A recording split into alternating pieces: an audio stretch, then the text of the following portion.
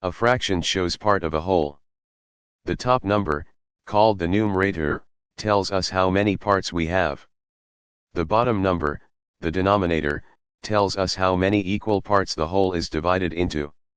For example, 3/4 means we have 3 of 4 equal parts.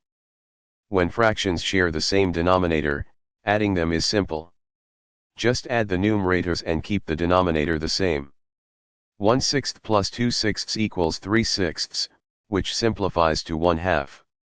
To add fractions with different denominators, first find a common denominator. Here we convert 1/2 into 2/4. Then 2/4 plus 1/4 equals 3/4. Simplifying a fraction means dividing the numerator and denominator by their greatest common factor. 6/8 divided by 2/2 gives us 3/4 in simplest form. Let's practice. 2/3 plus 1/6. Convert 2/3 to 4/6, then add 1/6 to get 5/6. Great job! Remember, fractions represent parts of a whole. When denominators match, just add the numerators. When they don't, find a common denominator first.